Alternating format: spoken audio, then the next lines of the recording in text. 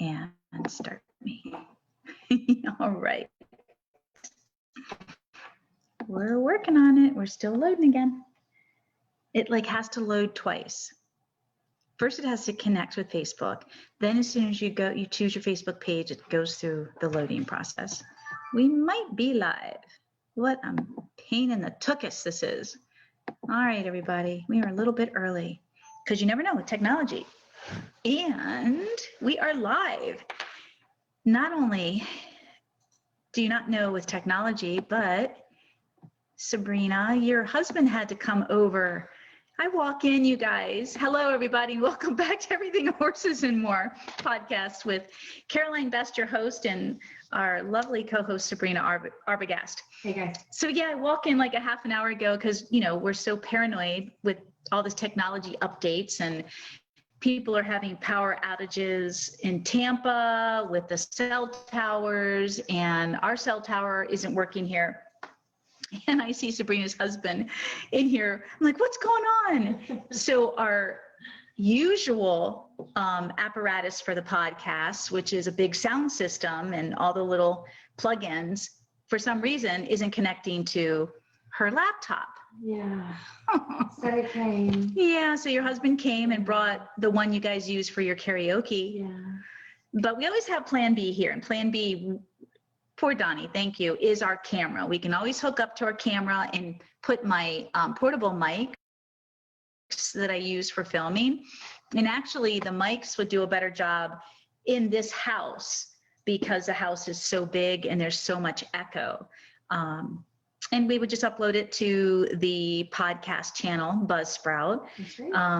We don't necessarily have to film as long as Zoom is working, but that's also our backup if Zoom isn't working. We just film it on the camera. We're always right. Well, you have to be with technology. So are we using this then? Yes. We are using it. Just in case. Just in case we're using the portable mics, just in case. Safe and sorry. So I'll just hook it up to myself. So yeah, it's technology. And again, we're out in the country. And of course, with COVID, we are maximizing our data use. I'm sure, since kids, think of all the children like my son and your son who are home learning. So yeah, this is crazy times with this. So welcome back and thank you. We have really, this is, I don't know, I love all these discussions and topics. Well, of course I do. I'm the one that's choosing them. This is, you know, all of these topics, you guys, are a combination of a lifetime of experience and personal life, and then my life with horses. So it's an accumulation, and it's really cool because, you know, these are topics that I bring up here and there with students, especially when I used to do a lot more clinics and travel, and then we'd all go out to dinner and we'd have these late conversations. But it's really awesome to have this format and to be able to talk about this stuff because it's so important. It's just really, really important. Just on a side note, before we talk about today's topic, which is coddling versus attentive, which are you with your horse? And what does it mean to coddle? And is it different than being attentive?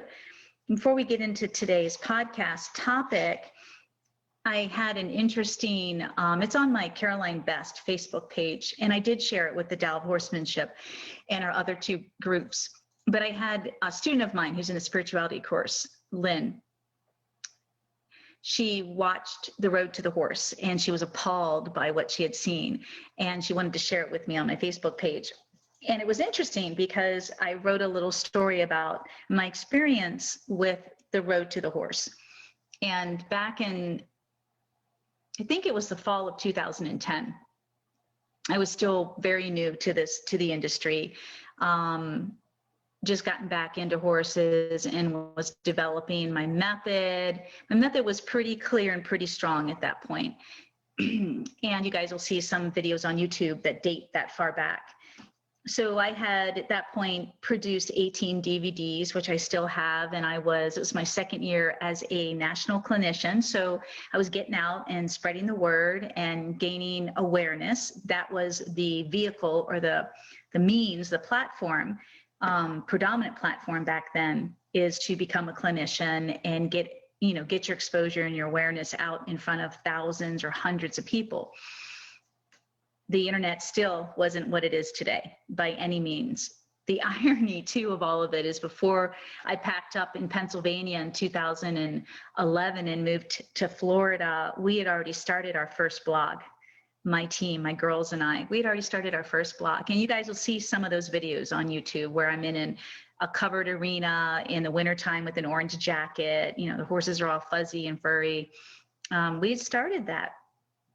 So shoot, and then I moved and, the business changed course, but I had an opportunity to be one of 3 women selected for the first women's Road to the Horse in 2010. And it was a small venue in Virginia, very small venue. And I got selected because I knew the event coordinators and, the event coordinator plus one of the top clinicians on the East Coast at the time. He was just a really nice guy, and he was I was brand new, so he was giving me an opportunity, and then one of his long-term apprentices who was going out on her own, who was giving her an opportunity, and then the third person, she and her husband already had established a business in North Carolina at the time, but we were all relatively the same age. I was definitely the oldest, and I probably at that age would have been 40. 10 years ago, no, I would have been 42. So I'm 52. So long story short, yeah, it was a small venue. You had like one bleacher. It was pretty big, but just one bleacher. And it was an outdoor arena. And we were going to be given each a horse that we've never seen, a horse that was basically feral, 3-year-old. And we would have 1 hour each day, 3 days, 3 hours total, 1 hour each day to break this horse, so to speak, and basically get on it, tack it up, get on and ride it through an obstacle course. So if some of you are horrified, just know that I accepted this invitation, but I had no plans of breaking any horse. I was well aware of the Road of the Horse. I had been following clinicians and the horse expos for 10 to 15 years before I ever got back into horses, and, reading the magazines and RFD TV. So I was very well aware of the Road of the Horse. And so for those of you interested, without taking up too much time, you can go ahead and read what I wrote on this Facebook page about it, but it was horrifying. And the reason I'm bringing it up is because, wow, I had such a flashback this morning when I responded and posted, because it's 10 years now. And I have persevered for 10 years, because when that event happened and I did not win, it was such, and I don't want you guys to take this the wrong way, just listen to me. It was such a kick in the gut and a slap to the face. And it's not because I didn't win. It didn't have anything to do with winning. I'm not like that, you guys. I don't show, I don't compete, I don't believe in it. I don't believe in compromising or being put under that type of pressure. I'm driven and ambitious enough. I give myself enough pressure, don't I, Sabrina? I don't need any more. But I was mortified, and my girls were mortified, and we were total loners. I mean, I can remember when we went to the cafeteria that was set up for us and everybody else that was exhibiting, and we were loners. Like, nobody really gave a shit about us. And it's because I was so different. I'd already broken out as a clinician in January of 2009. That was my first debut at the Timonium Horse World Expo in Timonium, Maryland. And then I got accepted and invited to be a clinician 2 months later at Harrisburg's big indoor event. And so I already was a pioneer. I was saying the same things I am today, but the world has changed a lot in the last 10 years. I'm happy to say that there's a lot more new just new leading professionals, much younger, some even my age, that have evolved, that are talking more about the welfare of the horse and how to go about training the horse. I like to say the word developing, but training the horse. But back then, I mean, these girls manhandled the hell out of these horses. It was so disturbing. And my whole point of going to this was I was so naive. That's why it was a kick in the gut, a punch in the gut. I was like, oh yeah, let's go. It was a really small event too. Maybe 1,000 people total showed up throughout the 3 days. Very small. It was, I think, their first, maybe their second or third time they'd ever done it. And I don't think it had much success after that. And they were really hoping that they could ride on the coattails of the Road to the Horse. But this, I was just like, wow, everybody was so supportive of and cheering these other two girls on. And they had obviously their own fan group, and they both have been around a lot longer. But I was just mortified. And of course, I had gotten the worst horse, and I tell you guys why I got the worst horse.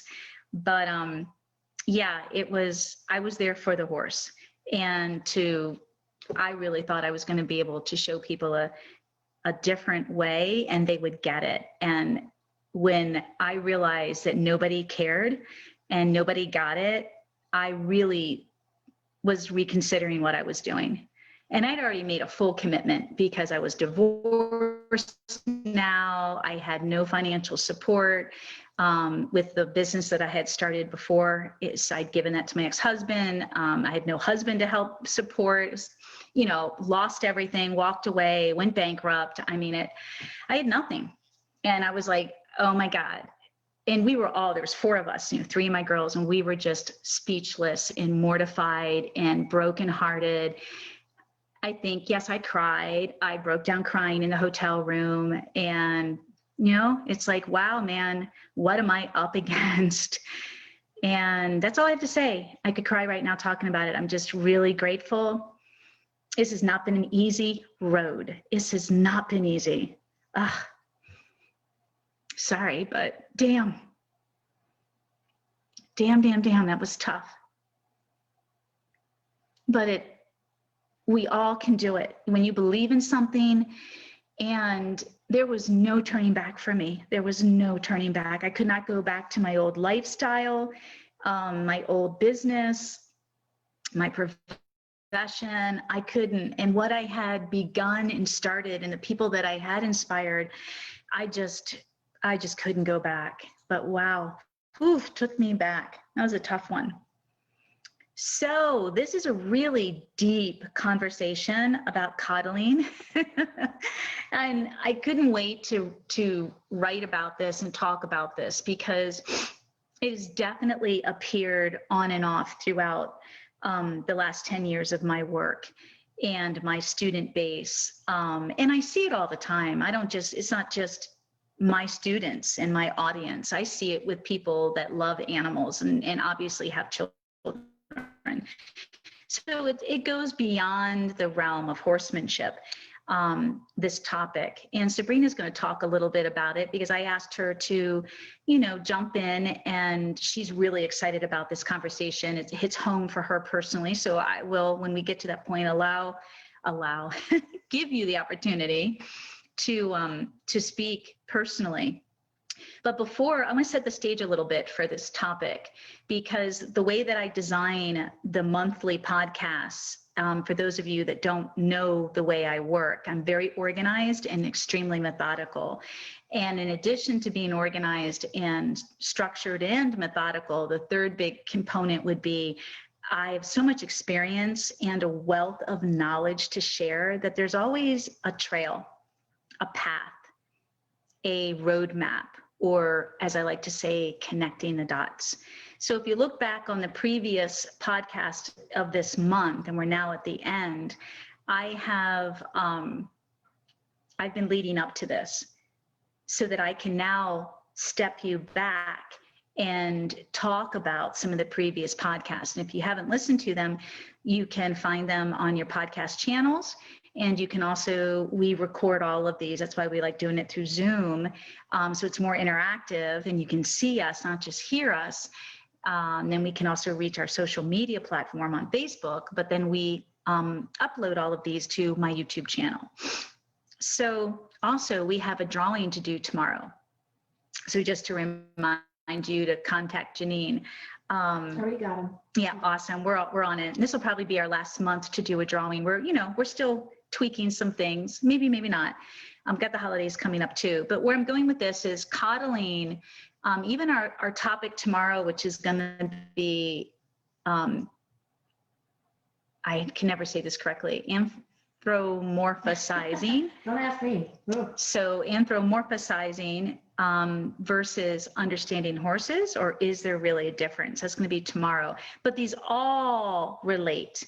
And this week's topics relate to mirroring and reflection, and which was last week's topics. And I'll explain a little bit more in today's podcast and in tomorrow's podcast. But you're going to see how it all kind of reflects and touches, relates to each other, and kind of connects the dots. And when I say connecting the dots, it's not just connecting the dots if you're learning new skill sets. Those are building blocks, but it's connecting the dots mentally. It's our state of mind, our attitude, our perception, our perspective, our awareness. That's connecting the dots. And so often my mastery membership students can definitely say yes to this. They'll understand this because they talk about it all the time. So much of our ability to evolve and grow has to do with shifting paradigms more than anything. Anybody can learn skills. We can all become good or great technicians. We can all learn to throw a ball. Doesn't mean we're all really good at it, but we can all learn that skill. We can all learn the technique of how to throw a ball. That's just one really easy example. But there's so much more that goes into not just throwing a ball. We'll get away from that example, but horsemanship. There's so much more that goes into horsemanship that has nothing to do with skill sets. And again, that is definitely what's going to separate my training, my methodology from so many others. Because while you have to learn the skill and the technique is important, that may only be about 25% of what I'm going to be teaching you.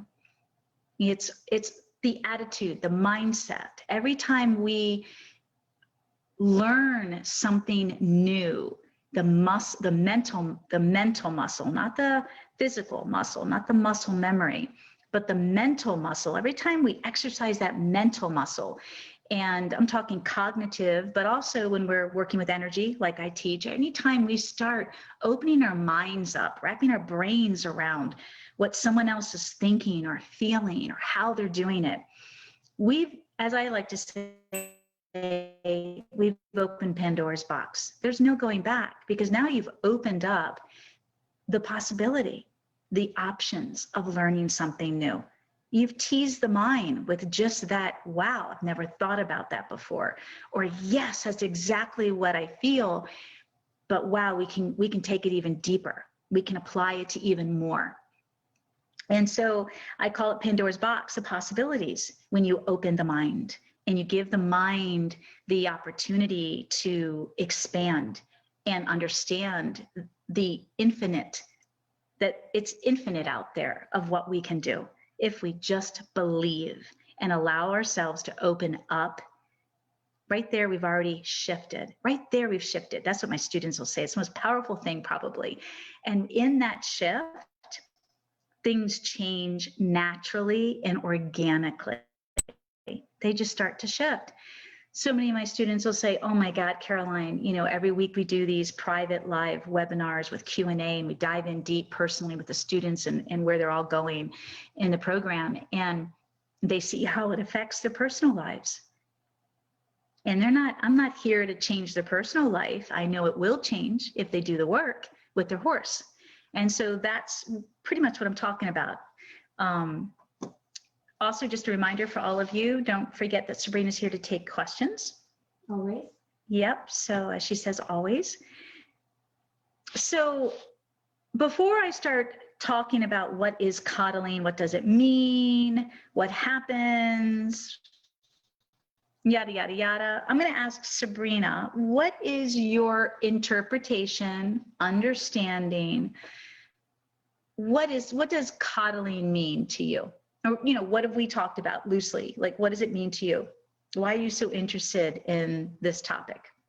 I'm interested in this topic because of Dash, because everybody always tells me you baby your horses too And much. they can hear you, right? Yes, they can. So, Through the microphone, I don't know. good. Through the internet, no. Through Zoom and stuff, they can. Okay, so you can't hear her through Zoom. Yeah, because I have to. That's right, because she has to mute or we'd be echoing back and Yes. forth. So Sabrina, but you will hear it on the podcast itself. So Sabrina said she's really interested in this because she gets comments from people that know her and friends that she always babies your horses or babies animals in general, or your kid. What else do you baby besides your horses? Well, I think you told me I coddle my kids too much sometimes.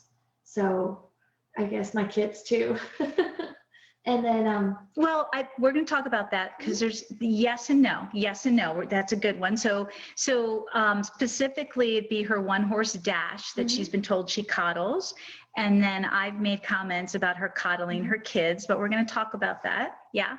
and yeah, I think that's about it. That's about it. Yeah, just Okay. they make remarks like you need to be a little bit more, The remarks are you need to be a little bit more rougher, stop being so gentle and lovey-dovey, Yes, there you go. and talking so softly. Well, you don't really do that with your kids, but we're going to talk about how coddling, we're going to talk about that.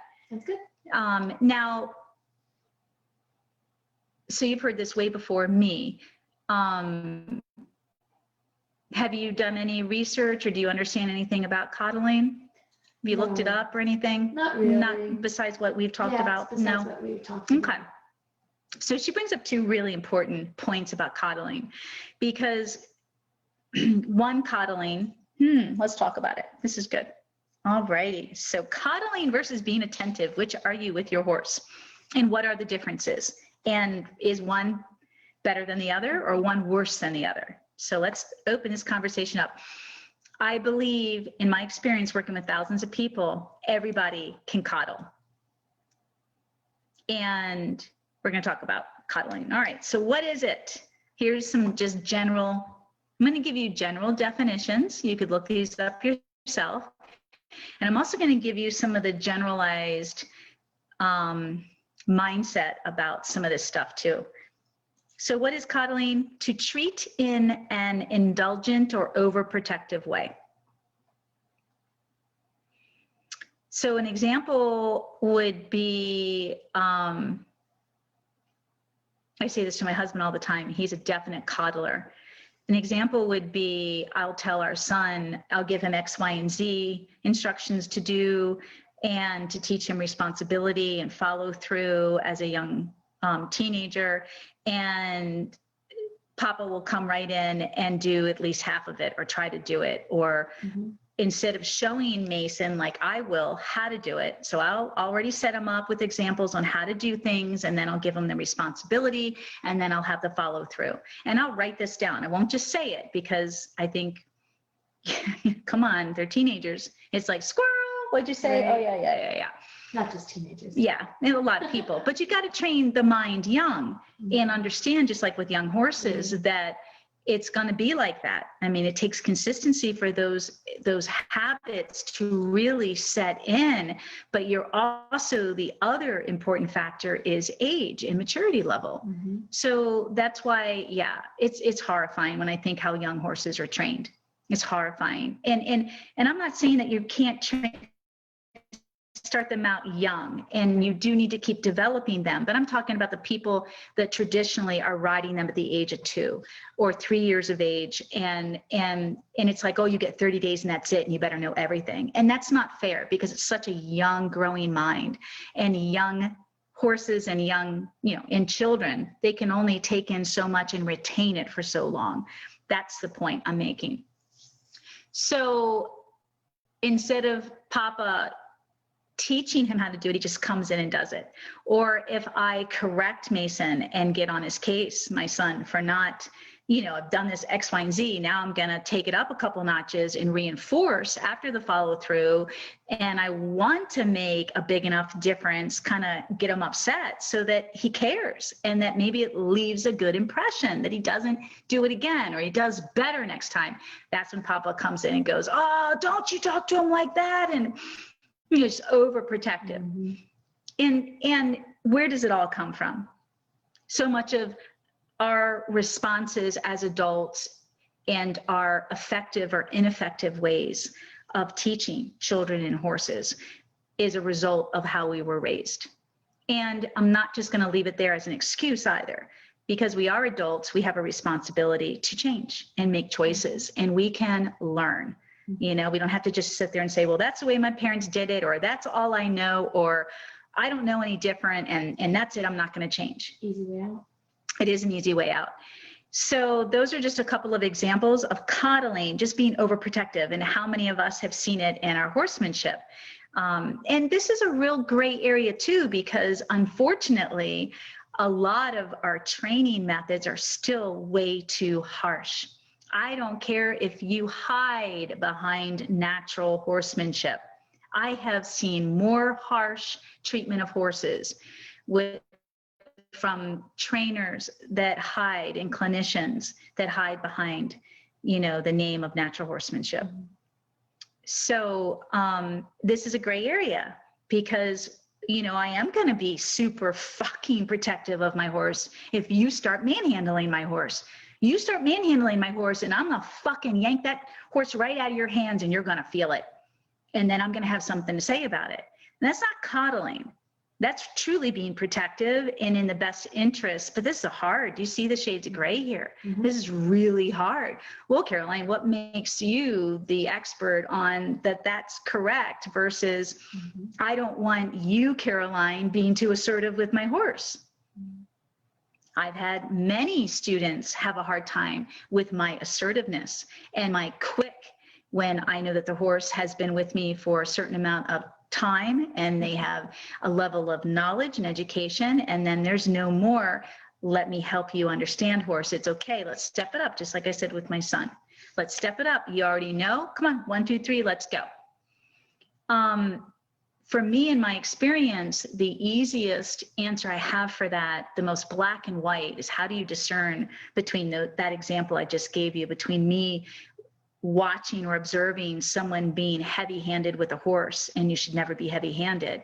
You can be strong and you can be assertive and you can be fair and you can have follow-through. But where's everyone's perception? See, a lot of us have really skewed perceptions. And what I mean by that is our perceptions of what we see is completely influenced and tainted by our personal experiences, our personal trauma more than anything. So when my students have questioned my assertiveness, that is a great time for me to stop, obviously, and pause and then ask, so what is your perception of what's going on? What do you see is what I'll ask my student. What do you see that doesn't look right to you or feel right to you? And it's a wonderful opportunity for us to talk about everything. And for me to obviously, and you guys I've done this even with my YouTube videos, to explain, especially Zor. Zor's 11 now, so this would be back when he was 4.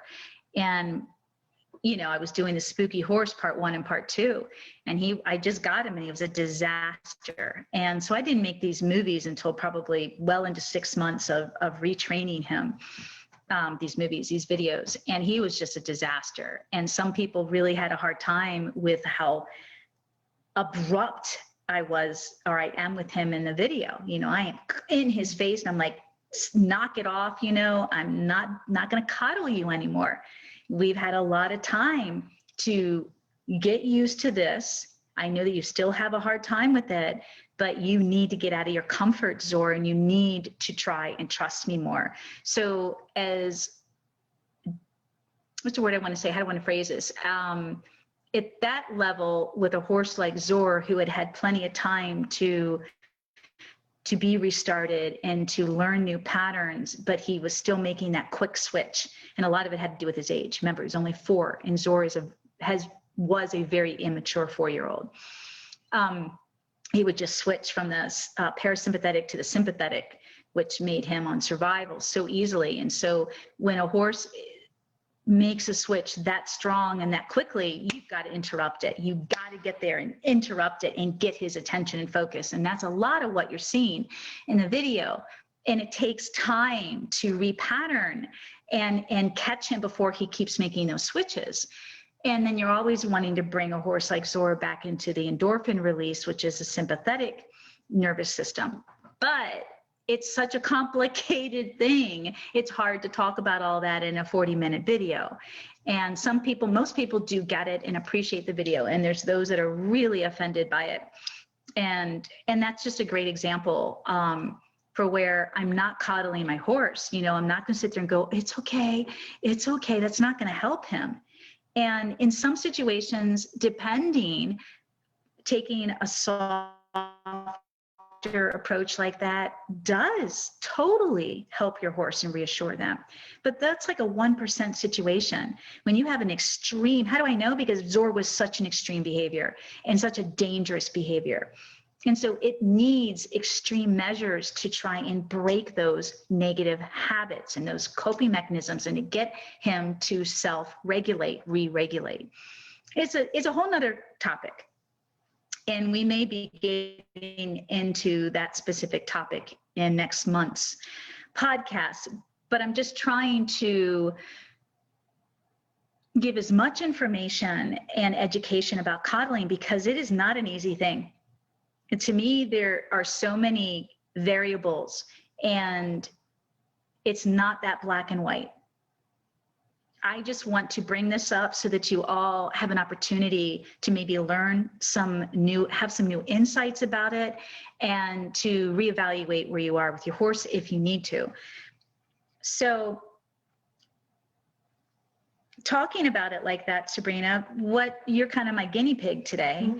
You know, you're my hands-on student, so to speak. Mm-hmm. So example. So does that bring to mind any specific examples or patterns? Is that with you and your horse?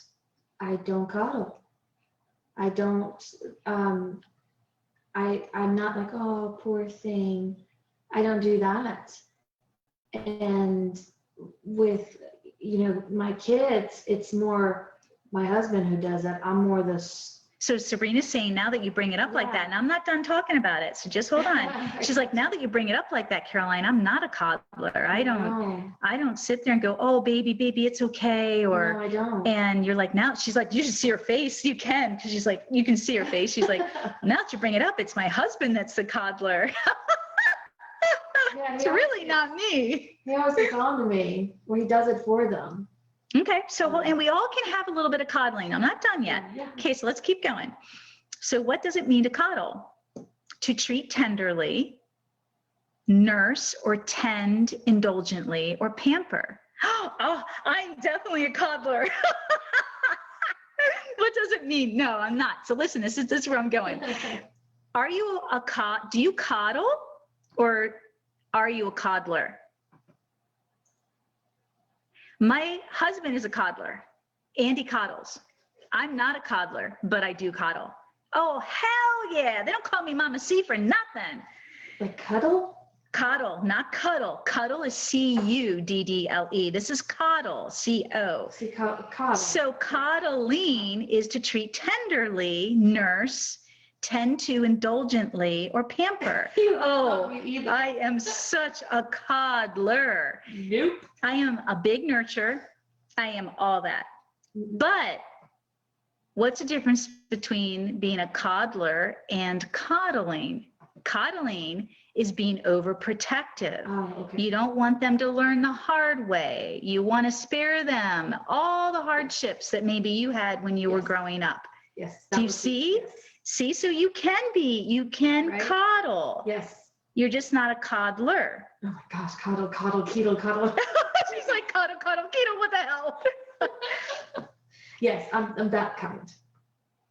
But this is important because think of all the mixed messages and confusion we can give to our children and our animals. 1 minute we're nurturing and pampering and, oh, come here, let me get your little bed, all right, or let me get that scratch for you, horsey, and oh, I love you. Oh, this is me. Oh, I love you. This is me, guys. I'm yeah. And then the next minute I'm not. Oh, hell no! I told you to back up. The back up's a backup.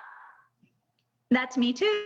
So horses, but I'm so clear.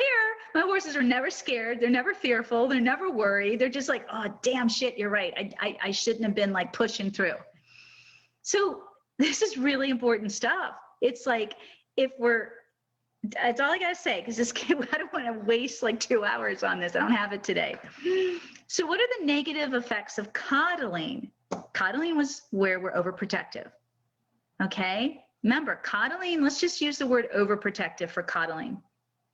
And to coddle means you want to pamper.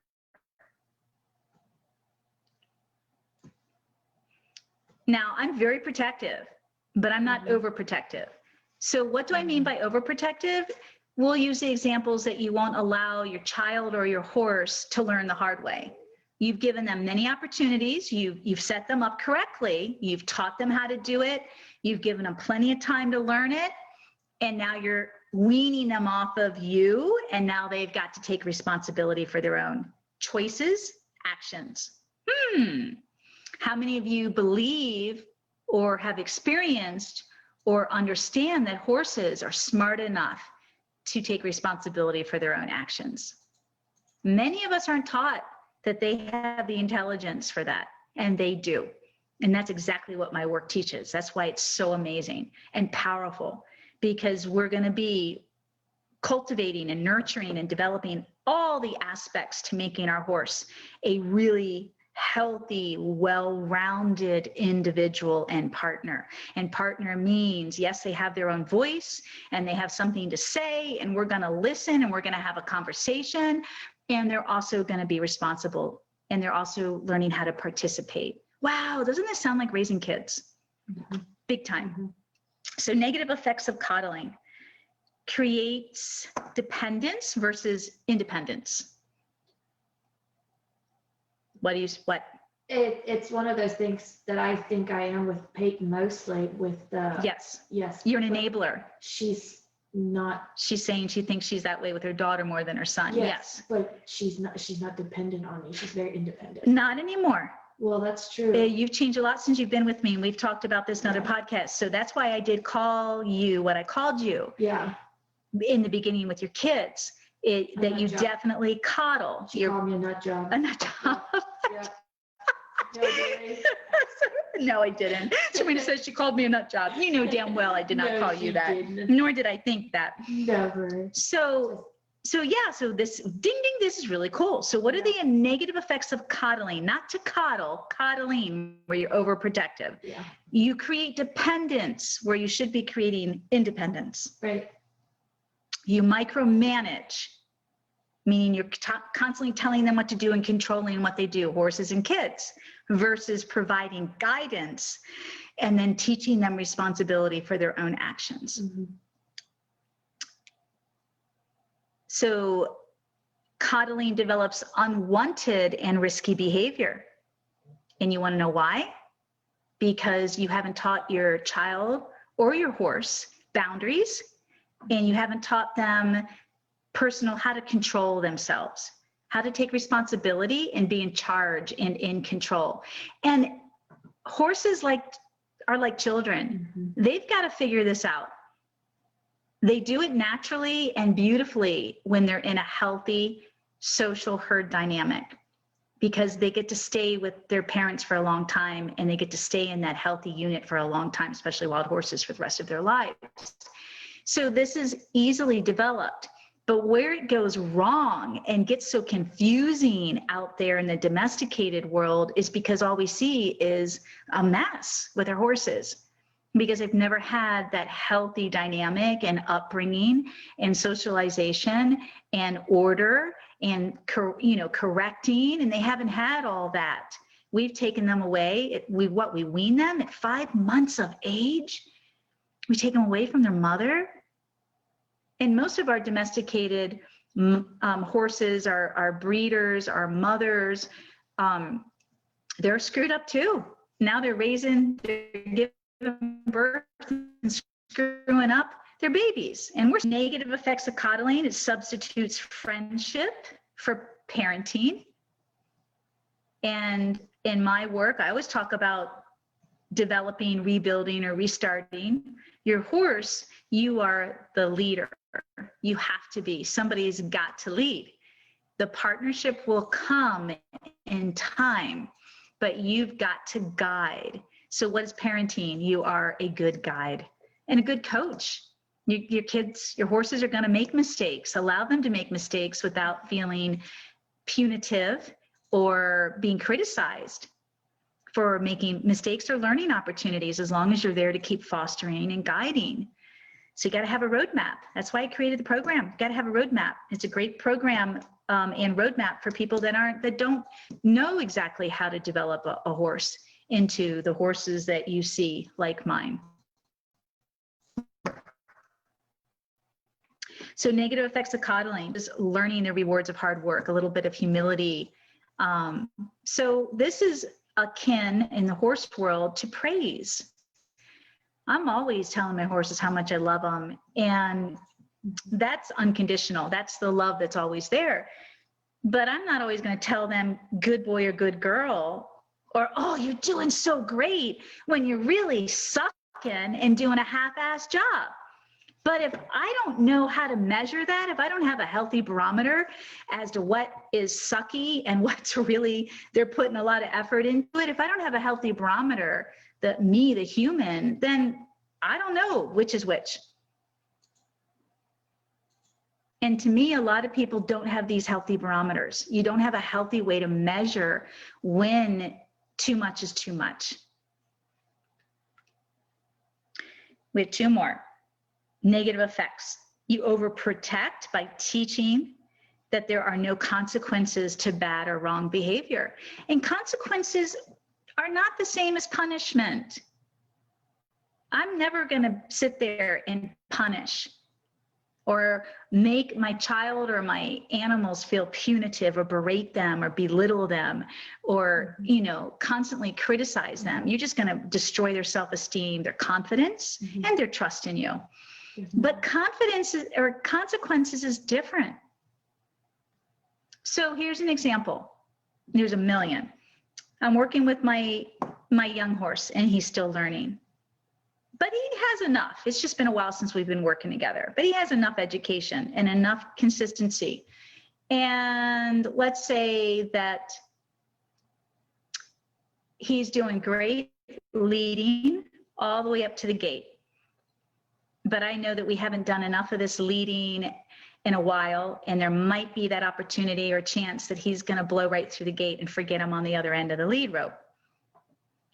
So the first or two times, you got to set it up this way, you guys. So let's say it's the first time. I haven't led him in a while, and I know that he might forget. And I open the gate, and instead of him waiting for me to send him through and him turn around, he blows like, oh, I'm free. Shame on me. I should have set it up better. I should have reminded him.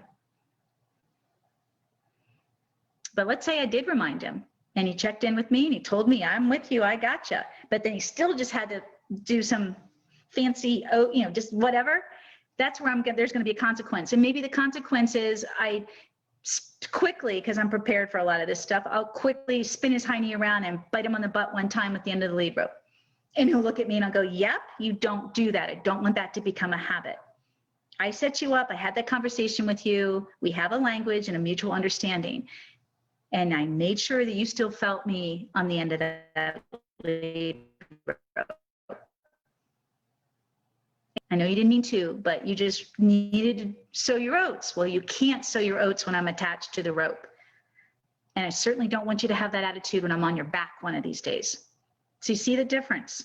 There was a consequence. It was very assertive, very quick, very strong, and very quick. And I made my point, and we were done with it. I didn't keep attacking him. I didn't keep berating him and, going after him and overcorrecting him. So he felt like, oh my God, what did I do wrong? He got it with the salute. Oh, I'm so sorry. And I'm like, thank you. So this is a really clear example of how you can teach the right way or really screw it up. And this is the same for children. The last one is negative effects of coddling. We already kind of talked about this. You offer indiscriminate praise. You're constantly praising.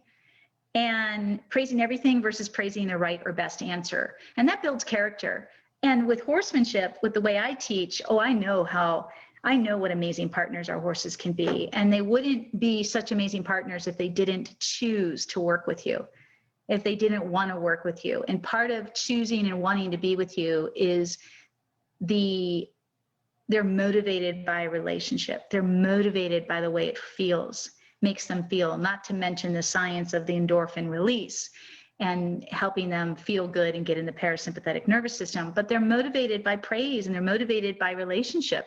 It's instinctual in them. So praising them, you're emoting, your vocal cords, the tonal quality, the energy that comes out when you love them feels so good. And they love that. That's the number one thing. It's not treats, it's you. You're the sweet spot. So I'm always giving them love. But when I specifically set up a time for them to learn something, I'm going to hold back on that praise. Love is always there. The smile is always there. I'll say, I love you, but I'm very clear about what my praise is too. So loving them is just positive reinforcement. It's unconditional love. You never want to take that away. That's what really builds trust in the first chakra, especially feeling safe and secure in that relationship. But there's a big difference between always telling you, I love you, baby. Wrong answer. Back up. Let's do that again. Good boy, you got it. Good boy. Excellent. I love you even more. There's an example and a very clear one. It's really hard for people to do this, to offer unconditional love and reassurance, but also be really clear in your communication that, yes, this is what I want you to learn, and no, this is not what I want you to learn. And even when I say no, I didn't take my love away. This is also love and leadership. It's a whole nother conversation. So how do you feel after hearing all of that? Where do you, Sabrina, fit in with your children and your horses? Like if you go down this checklist of negative effects, and how many do we have? I should have written it out. Hold on. We have 1, 2, 3, 4, 5, 6, and 7, and kind of 2 of them are kind of the same. So you create dependence versus independence, meaning you don't allow them to do anything or make the wrong choices, but they've got to learn. Right. Which I'm there now. I changed. Yep, you're there now. Micromanage versus providing guidance. I try to do, but I think I micromanage at some point. Yes. Probably micromanage more, but I try to. Yeah. So like most people, I think most of us do micromanage. And you micromanage, to me, how do you change that? Being the adult or the leader or the parent to your horse, to your children, you've got to be aware of what does micromanage mean and why do I do it? Because all of this is always traceable back to how we were raised. You guys realize that everything we do, unfortunately, and fortunately, because we can trace it, is shaped. It's all learned behaviors. It's all shaped by the way we were raised. Most of it. And even if you were in forget foster, some of them can be horrible situations. Let's say that you were an orphan and you lived in this, you were adopted by one family It doesn't matter. You're still going to be influenced. Whoever raises you influences you, good, bad, and the ugly. What I want everybody to realize is that you can change that because they're learned behaviors. You can't change who you are. You can't change who the horse is. You can't change who your child is innately, their traits. But you can catch yourself and go, God, why do I coddle? Or why am I coddling all the time? There's nothing wrong to coddle. It's a positive thing. Don't you want to make people feel good? Yeah, I do. I'm a true nurturer. So there's a difference between, yeah, she's like, I'm not. There's a difference between wanting to coddle someone and make them feel good and a difference between coddling. I try with Peyton. Like I always tell her how pretty she is. Is that coddling too? Like in a good way? Remember, coddling and coddle are different. Oh, gosh. And it's not coddle. That's not pampering. That's just being positive and giving, yeah. Make somebody feel good.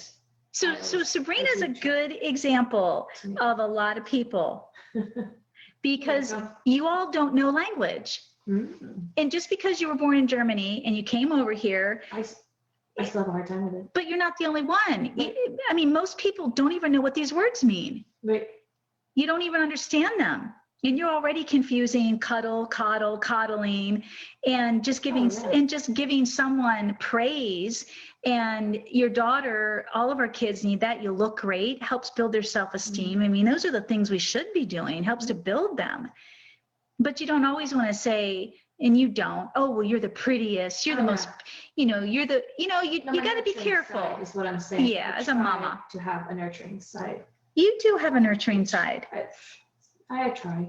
I've seen it with your horses, and it's interesting. That is interesting. It is, because I remember it was on camera when we were filming the Young Horse series course, and you came in, I think you had already bought Susie, renamed Karma, and you came in, and I was talking to Barb, and it was on camera, and I had to remind you like 3 times to take your voice down. Because you came in to do something with her, right. And you're like, oh, like I am with the cats, and you like completely forgot that we were on camera or I was talking. And this isn't the first time. This is stuff that happens often with you with horses. And Riley, you're not even that way with your dog.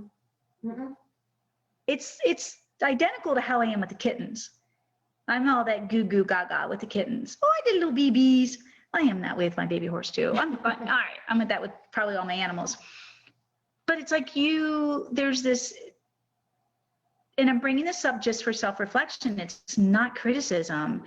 It's just, where's it coming from? Right. What's the awareness here? That whenever you are around your horses, you go into that pampering, which is good because it's a coddle, right. And nurturing.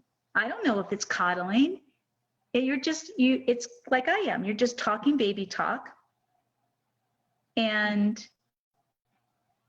that's all I gotta say about it. That's all I got. Yeah, I don't know why. Because in my experiences, like I was telling you guys earlier, I've had students who have gotten really upset with me being assertive with their horses. And I know damn well I'm in the right here. Right. And it was interesting because when we would talk about it, it would lead to a lot more about what always led back to some trauma. Well, I was abused, either physically, mentally, or emotionally, or all of it. And 9 out of 10 times, the way that we react, not respond, but react to something is a trigger. When we react, it's a trigger. When the horse reacts, it's a trigger. Right. Remember that. Reacting equals trigger. Responding equals thinking. Responding, I could take 2 minutes to respond. The horse could take 2 minutes to respond. But when we react, we ain't thinking. It is always a trigger. Or we make that, and with wild horses, they don't overreact either. They take their freeze mode, identify what's going on. If it's not a real threat, they go right back to relaxation. How many times do we see our domesticated horses do it like that? Never. They go straight into reactive mode. So what happens when we coddle? I know it's getting confusing here. So I'm sitting here telling you that there is nothing wrong with treating tenderly Now, these are the absolute definitions. So maybe they need to change their definitions, okay? To nurse or tend indulgently. But I'm not going to do it to a point that whoever I'm doing it to can't take care of themselves. That's the difference. I'm going to do it because I genuinely love you and I genuinely like you and I want to help you and I am a definite nurturer. But I'm not going to do it to the point where I cripple you. So this is where it gets a little stupidly confusing because of all this stupid definitions out there. And I'll really rip it apart tomorrow. So to me, coddle's fine if you're not making someone totally dependent on you, okay? But now we're going to talk about what happens when we coddle. We avoid conflict or uncomfortable feelings, situations that prevent children or animals from learning critical personal, developmental, and socialization skills, such as self-esteem, respect for rules, and resolving conflict. Horses learn all of that in a healthy, natural, healthy herd dynamic. This is what socializing provides. So when we coddle, we can, see, to me, this doesn't make any sense. And I'm pulling it straight from most of that from the website, from Google, because this is where it's contradicting. I didn't create it. So to me, it should be what happens when we are coddling. Remember, coddling equals being overly protective. When we're overly protective, we avoid conflict and we don't want our time with conflict. It doesn't mean he's not a strong person, doesn't mean he doesn't know right between wrong, doesn't mean he doesn't have high ethics or morals or values. But if you don't, and we talked about this a while ago in other podcasts, if you weren't raised to learn how to have healthy resolutions and conflicts, then you're going to avoid them. And most of us aren't raised well. We don't know how to communicate. We don't know how to express our feelings. We don't know how to talk about them. We don't even know what the right words are. We don't even understand the language. I mean, it's most of us. So do we have any questions? Yes. Oh, good. Let's take a little, wow, it's an hour. I've got a call in an hour, so we got to hurry this up. I have a whole nother page. Linda, should there be a consequence when the lead mare in the herd doesn't let the bottom horse of the herd eat until she is ready? Could be an hour. I'm not sure if I should interfere. I thought I do. The bottom horse had many bites in the first 2 years. As she had no idea of herd behavior, she has that now, no more bites. But I want her to feel comfortable to eat. I tend to coddle her a bit, which makes the others jealous. Well, that's a loaded question. Thank you, Linda. That's a great question. So first of all, when you have a herd dynamic, like what you're explaining, when you've got a lead mare that doesn't allow the more passive or submissive mare eat until she is ready, you can change that, but you have to work with the herd dynamic. And that would specifically be those two horses. And yes, I teach that, I've done that, but this gets really complicated. And because you've got to change the whole dynamic. You can't just work with one horse and make a change. When you have two opposing horses or two horses that don't get along for whatever reason, and these two horses don't get along, then you've got to work with both of them and you've got to develop them. And horses are so similar to people in so many ways, especially emotionally. And a lead mare might have the right to, as she should, to eat first so that she can be strong enough to protect the herd. But I really doubt that's what's going on in a domesticated herd because they're just not that psychologically healthy, not yet. And there's nothing wrong with wanting to protect the more submissive horse that could potentially keep getting hurt. But I don't know how you're protecting her. You know, what are you saying things to her? To me, I wouldn't put them together. Okay, I would make two different herds, and I would put the horses that get along together in the two different herds. Okay, so it's a very complicated question, and it's a question that a lot of people have.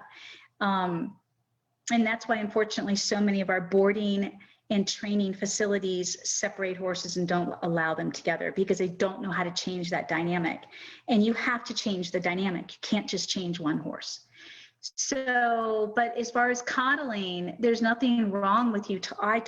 We should talk to our horses. There's nothing wrong with you talking to your horse and telling her, I feel sorry for you, but let's be proactive and positive and do something about it.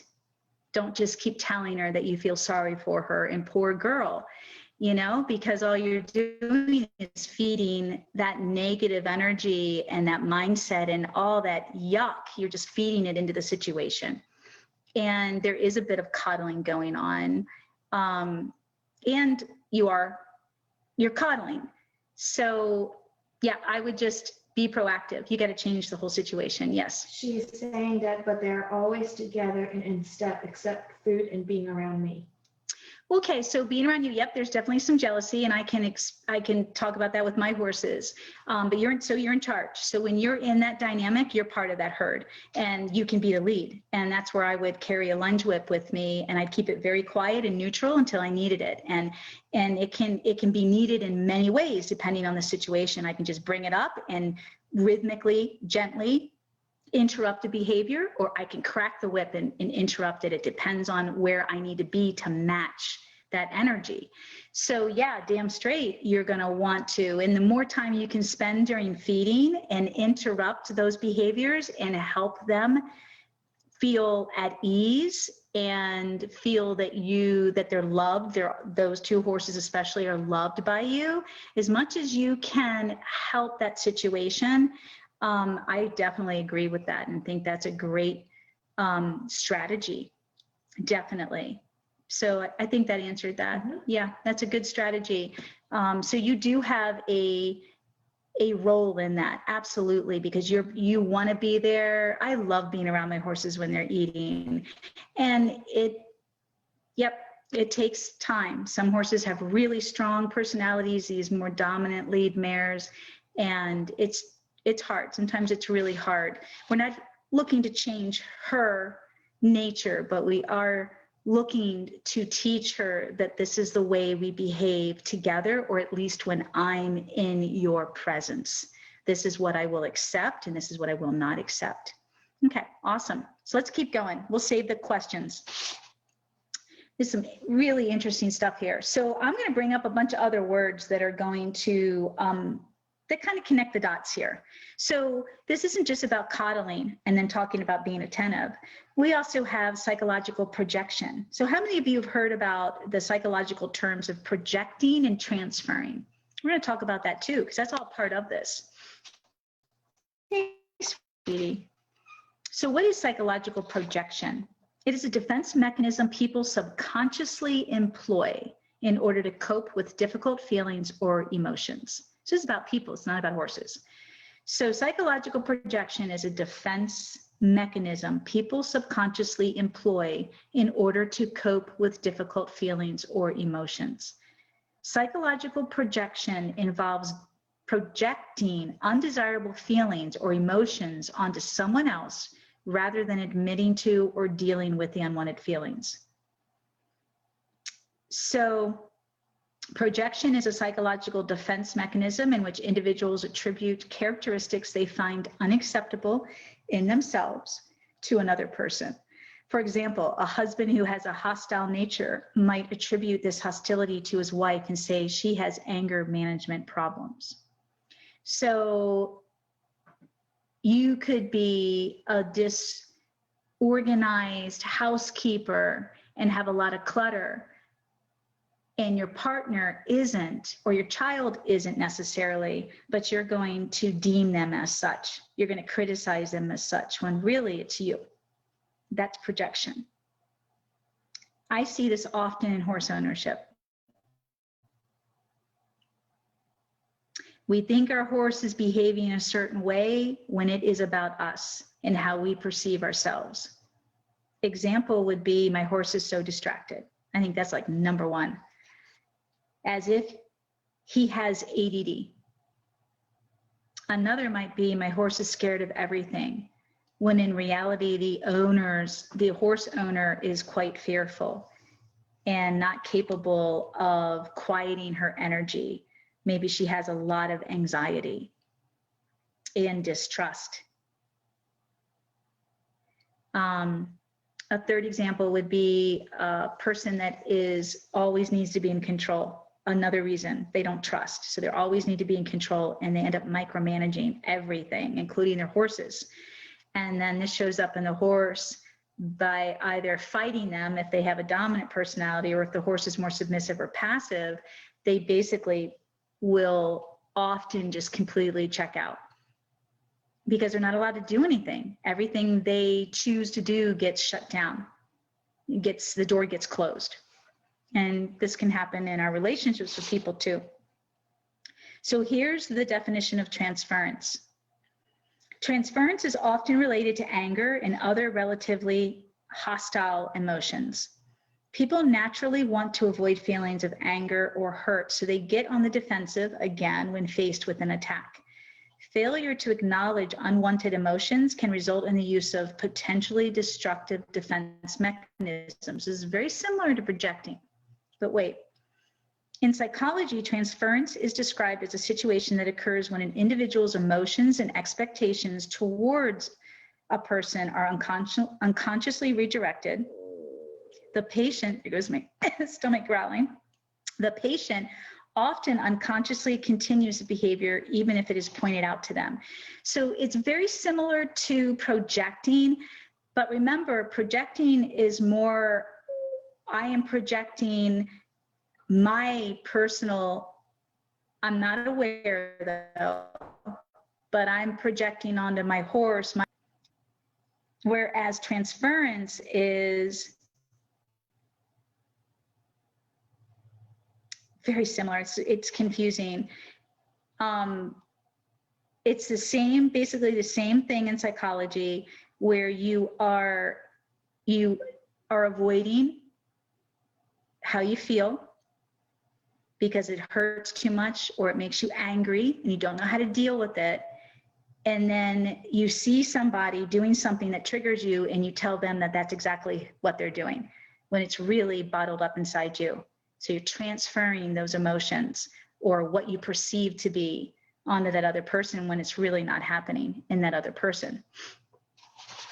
I've had a couple of those incidences over the years happen in my intuitive workshops because buttons get pushed when we do these workshops. They're pretty intense and pretty personal. So transference, first described by Sigmund Freud, and I love studying Sigmund. I can thank most of my understandings with human psychology I've studied from Sigmund Freud. So transference and Carl Jung. Transference, first described by Sigmund Freud, is a phenomenon in psychotherapy in which there is an unconscious redirection of feelings from one person to another, just like I said. And in his later writings, Freud learned that understanding that transference was an important piece of the psychotherapeutic work. So both projection and transference relate to coddling and mirroring tendencies. That's what I have to say about that. So no more questions right now. Let's get through this. What does attentive mean? So coddling versus being attentive. So attentive means paying close attention to something. Also assiduously attending to the comfort or wishes of others, very polite or courteous. So is being attentive important? Oh yeah, this is really life-changing. So the importance of being attentive, there's 3 reasons. Attention is the most essential cognitive skill to foster your intelligence. We talked about this in, I think, September's podcast when we were talking about, I think, the science and emotions with connection, behind connection and social engagement. So like social engagement, attentive is part of that. And being attentive and focused and really caring about someone else helps to stimulate cognitive brain development. And also, being attentive is an essential cognitive skill to foster your intelligence and your horse's intelligence. So wherever your attention goes, your mind gets engaged to it and it starts processing. So it's also what I teach in my work is how to get our horse's attention so they are paying attention, they are focused and attentive. Another word for being mindfully connected to you. and they're not like squirrel or distracted. So what is the synonym of attentive? What else does it mean? It means to be aware, conscientious, interested, observant, vigilant, watchful, heedful, alert. These are all excellent qualities that we should all work to attain, and on a daily mindful basis. But also, I want my horse to be this. I want my horse to be aware of me, conscientious, considerate of me. Don't just plow through me, step on me, kick at me. I want them to be interested. I want them to be observant, vigilant, watchful, yes, heedful, alert, yes. So what are the 3 A's of active listening? So attentiveness also teaches us to become an active listener. And I think we can all do a lot more of that with our horses. And we can certainly do a lot more of that in all of our relationships with our spouses, our partners, our friendships, our children, definitely children. 3 components to active listening. Comprehend. The listener pays attention to the speaker's verbal and nonverbal language to fully understand what they're trying to communicate. Retain. The listener tries to remember key points of the speaker's message using their memory. And respond. So while I do believe we are all attentive, we can all do a hell of a better job. And definitely the word listening, being active listeners in all of our relationships, not just our human relationship, but in our horses, with our horses, in our relationship with our horses.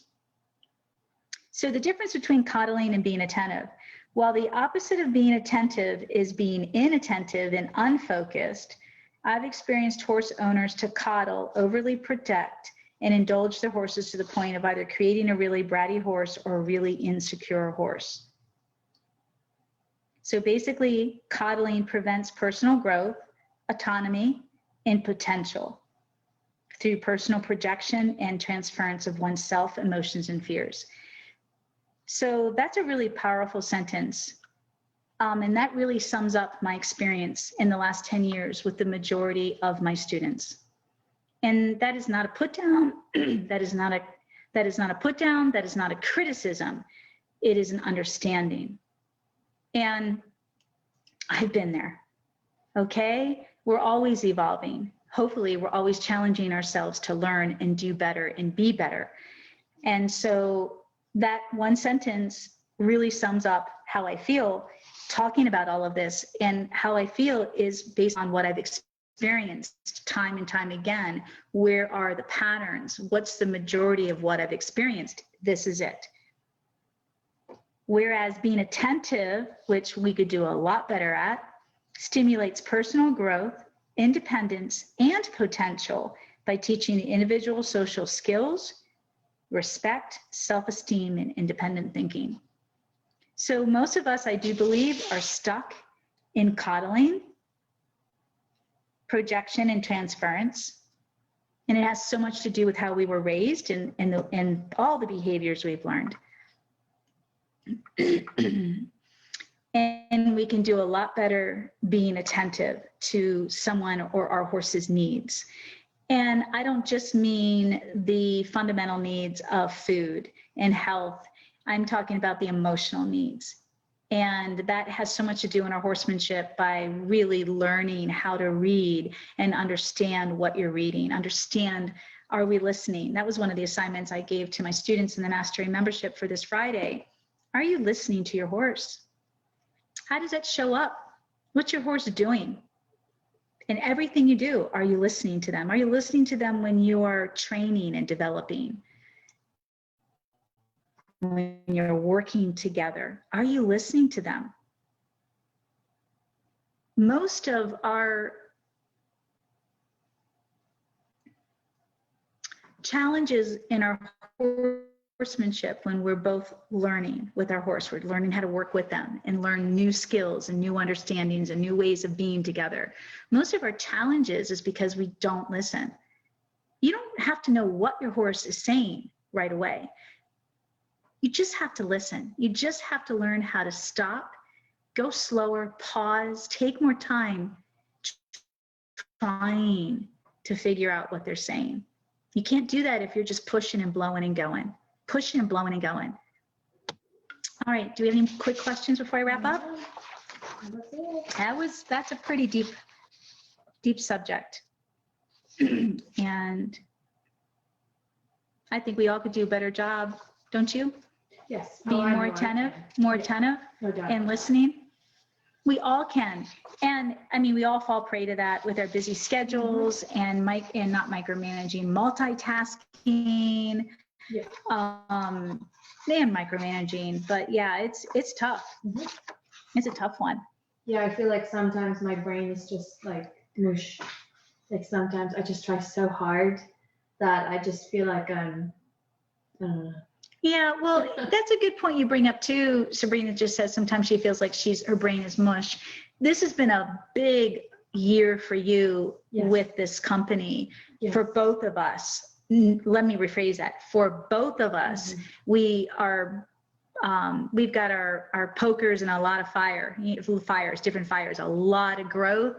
And for me, it's a huge explosion creatively to be able to create and be out there. And so it's my brain isn't always mush. It's always on, but I can definitely, I know what you're saying, because when I'm really changing and evolving and learning something that I don't know yet, and I really want it, it's exhausting. And it has left, and I see this with other people, it has left me numb. Like I can't even function. Like I'm saturated. Like I'm just totally saturated with all the new information and the new way of thinking and feeling and trying to put it all together. Right. And of course, I'm not in my 20s with no kids and no husband. That's right. You're managing a full house and kids. Yeah. You're right. And horses and a marriage. Absolutely. You're right about that. It's not just you. So like you said, we're not in our 20s where we don't have a family and it's just all about us. It's a lot to juggle. It is. So boundaries and knowing when enough is enough. Absolutely. And you're good with that. You know, some people really have a hard time just saying, hey, I've taken on enough or too much and I need to just, and I ask you, I'm very attentive. Yeah. I'm like, hey, how are you feeling today? Yeah. You don't look so great. Yeah. Don't look at me, of course. Bags under my eyes and, hot flashes. No, but I think we work well together. We do. We work really well together. So, no, it's all good, but it's like I said, sometimes like, oh my gosh, when's Friday?